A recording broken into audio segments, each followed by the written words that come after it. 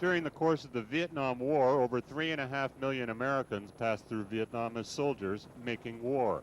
Now the Americans are back trying to make money.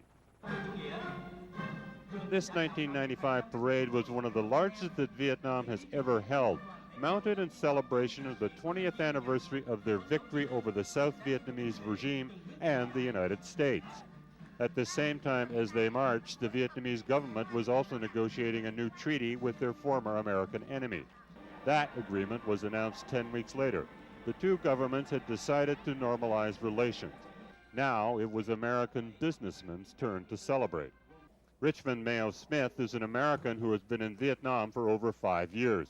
His company, Indochine Investments, expects to do $100 million in business, mostly real estate deals, by the end of this year.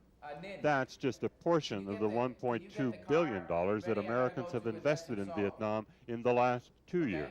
A lot of money, but not the flood of investments that some economic analysts had predicted.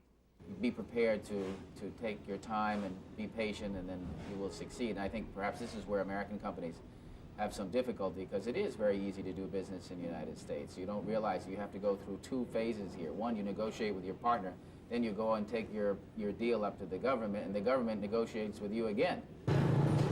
Kodak Film had done all the groundwork and was ready to do business in Vietnam as soon as the U.S. trade embargo was lifted in 1994. Japanese-made film, principally Fujifilm, dominated the market. Kodak arrived with an aggressive marketing campaign and tight quality control. And even though their film was more expensive, Kodak quickly managed to capture 45% of the film market. But almost Vietnamese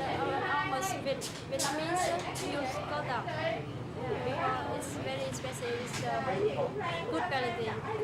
Pepsi is another American company that has been in operation since the lifting of the embargo.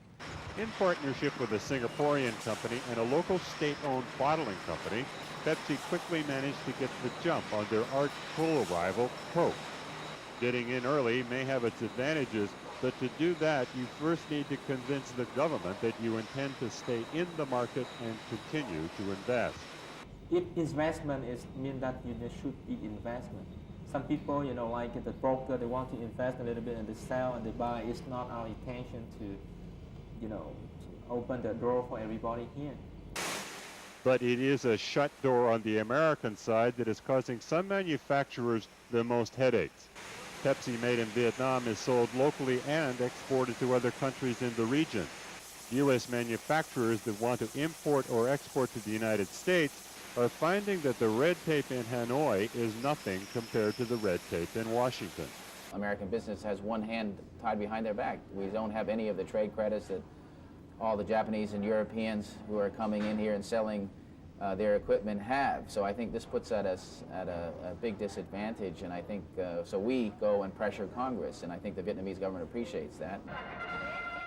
The Vietnamese government stands proudly by its legacy of self-determination and self-rule. Unlike Russia, Vietnam has not dismantled its control over its economy by replacing it with wide-open capitalism. American investors hoping to take advantage of a new large market with little government control will only end up being frustrated. But for investors looking for stability, partnership, and a steady rate of growth, Vietnam can be quite appealing. There was an expectation among American businessmen that the normalization of relations between the United States and Vietnam would open up an investment floodgate. Not so.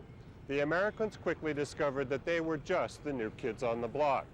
Patience and persistence are the key to operating successfully in Vietnam, and that's a lesson that American businessmen have been forced to learn quickly in order to compete. Ed Fitzgerald, Asia Business News, Ho Chi Minh City.